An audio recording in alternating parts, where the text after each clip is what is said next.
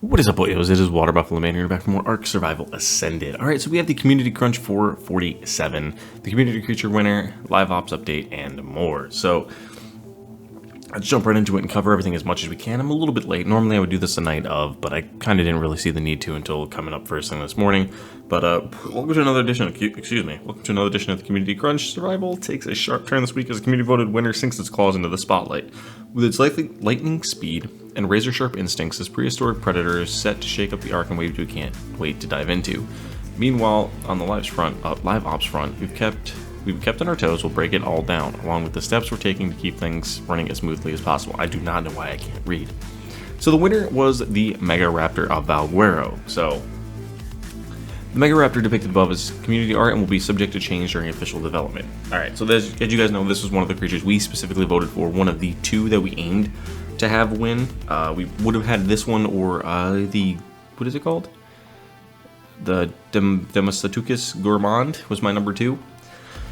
So let's be diving into the voting here. Here's a little bit of how it went, and we're gonna be able to see in which order per rounds, as in like every day roughly, I think is how they did their rounds, to see how things develop. So round 1, the cheetah was in first place. Round 2, the cheetah gained 291, the Mega Raptor gained 247. The Mega Raptor was way up at the top the whole time, it seems like.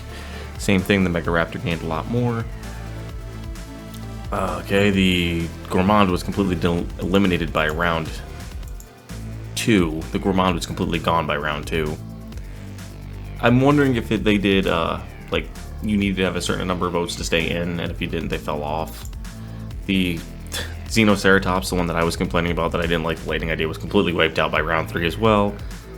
Round 4, the Arrow Titan was gone. Round 4 is when the Mega Raptor took first place. Round 5, the other Triceratops was completely eliminated. So as you can see, people do not want Triceratopses. I personally think we could do better if we did change the one we have now and made that one better, be a good option. The Tanny sort of is there. I think this one is the Sniper one, which I really wanted to see a little higher, but we still have a few more rounds. Let's see. Okay, that did go up by 820, so the Tanystrophes was gone. That's not terrible. The Mega Raptor still stayed in a huge, I wouldn't say huge, a commanding first place lead. Maintained a commanding first place lead as well. The Colophysis got eliminated by stage 5, or in 5th place. I kind of thought the Stick Bug was going to win, I'm not going to lie. The Cryo Draken was on my list. So the final 3 were the Mega Raptor, the Prehistoric Cheetah, and the Stick Bug. So do not be surprised if these 3 actually do get picked to go forward. And the Mega Raptor ended up winning, not by a huge margin, honestly. Really not, by only 433 votes, actually, were the difference between the Cheetah and the Mega Raptor. The Stick Bug got eliminated, so do not be surprised if at some point in time we see the Cheetah or the Giant Stick Bug actually become something in-game. Because generally they will take some of these creatures and slide them into games. I've seen them do it before. I think the Phasaelasuchus was one. I think the Gigantoraptor was... No, the Gigantoraptor won a vote. There were a couple creatures I remember seeing back in the day get talked about, added in, but either way, we have the Mega Raptor winner. The Cheetah took number 2 with a really close 433 vote difference, so I could see both of these being added somewhere down the line. Maybe this will be added for Lost Colony or something to Prehistoric Cheetah. I don't know, because that is a cold map, so that could be a really good spot for it. But okay, so who won? The Mega Raptor won with 51% of the votes. The round is a process of determining the winner. I'm not going to read all that. How is votes calculated? For single winner elections while giving the majority of support. Okay.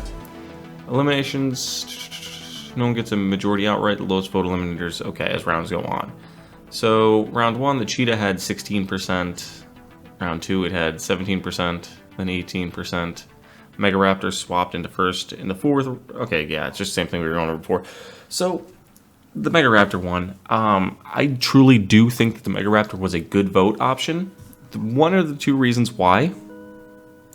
Alright, so one of the reasons I really thought that the Mega Raptor needed to win, in my opinion, this is just my opinion, I'm not 100% accurate. I would have liked the Gourmand as well, but I think we needed another strong, aggressive Raptor. There is nothing beyond that early game. You meet your first Raptor, you get your first tames, then the Raptors just fall off. There's nothing there between the Raptor. Yeah, there's a Carnos, but the Carno's a whole different subspecies of the creature than the Raptor, from what I remember, right? And I don't feel like there's enough of a gap late game.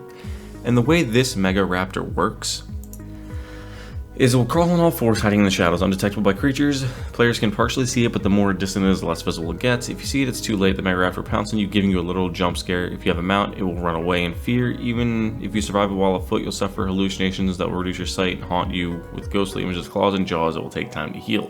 I like the aspect of having to legitimately fight it off on your own with your creature actually being terrified. There's probably gonna be some that won't be terrified, like Mega or Gigas and Carges and things like that. But your smaller sized creatures, early to mid late game, like if you're running a Trike's probably gonna get terrified of this. Bronto probably won't, but like anything like that, that mid game tame area is gonna get terrified by this, which is gonna be insane.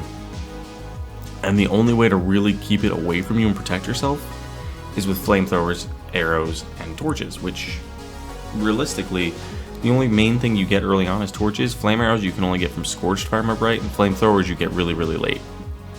Which again is also like an aberration or extinction, I think. I'm not entirely sure on that one. Maybe it's Scorched. I can't remember the exact specifications on those. But you will need those and keep yourself near a campfire to keep yourself from the hallucinations and from ambushes. I'm sorry. And the only way to tame it is by facing it in a duel. I like that idea. I like the duel face-off. The more I've thought about it, that's not that hard. And I actually had the mod, this guy, the submission creator, actually came in and chatted with me a little bit about it. And I like his idea of how this is going to be handled. I think it's going to be a lot better of a creature. And I see a lot of people complaining that we already have the Deinosuchus there. I get that. The Deinosuchus is great. The Deinosuchus is easily one of the better creatures in the game, if not the best boss fighting creature out there right now. But I feel like we need something late to mid game, because even the Deinosuchus, if you run into one mid to late game, even on a good sized mount, they're a kind of a cakewalk, kind of a pushover, really. This guy here, if you don't see him, is going to actively force you to face him one-on-one. You're not going to be able to rely on your giant creature to hold it off, whereas if you're on a Thyla or something and run into a Deinosuchus, you could take a Deinosuchus. And if you get pounced on by this guy, it's going to be able to stop you from running away, whereas with a Deinosuchus, you could just run away. Raptor, again, run away. So I feel like this guy does add a little bit of a different aspect to the game. I was looking up the Mega Raptor link a few seconds ago. I feel like this guy does add a different bonus to the game. But that's just my opinion. Let me know what you guys think in the comment section. I know a lot of people are upset about it, that we don't need a third Raptor, but fourth Raptor technically if you count the Giga Raptor. But the Giga Raptor is really not even that great. You don't have to go near them. I like the fact that you don't need to go near them. They're great, let me rephrase that. But if you don't go near them, they won't attack you. I like the fact of being kind of hunted. I think that adds that element to the game that we're missing right now, that little bit jump scare horror kind of thing. Because it is a survival game. There is nothing truthfully that scares you. Like early on, yeah, it's cool, you get scared by a raptor, great. Once you're beyond that point, there's nothing really there. Jump scare, sure, from like the Perlovia and the Microraptors, cool, but they're not, you know what I mean? Our hosting providers are facing a severe ongoing DDoS attack, which caused recent outages, including those over the past 48 hours. We're actively working with our partners to mitigate the issue, but with these types of attacks, we don't have an estimated resolution. While our partners work it out, we have taken steps to protect player progress, increase the upload timer, temporarily disable decay, take certain regions offline, extending time on expired servers. I mean, really, there isn't a whole lot here for the live ops. This is why I avoid official servers entirely. I'd rather play single player or play on my own. There is a mod spotlight. We're not going to play the mod spotlight for those of you that'll watch it. Well, have watched it before. Castle Keeps and Forts is back by Exile, which is awesome. This was a big mod back in ASE, which I'm thoroughly excited about. And we have Althemia's Magic Ground, which apparently that map is having a lot of issues right now. So I'm surprised it's on the spotlight, but I ended up getting it eventually. So I'm kind of excited about that too. And we just now have the community corner.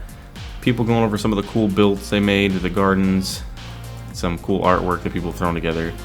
And then down here we have another Laws and Lance build, which is just insane. I like this Greek starter house, but too bad I'm at that point where I don't need a Greek starter house anymore. But yeah, guys, that's everything for the community crunch. There wasn't a whole lot here other than just the community creature vote, and we don't know truthfully when anything for Ragnarok is coming yet in March, because it is officially March now. So, or not in March, I'm sorry, in April, and we don't know when the update is coming, the 5.5, because it is March now. But thank you guys for watching. I'll see you guys back here next time.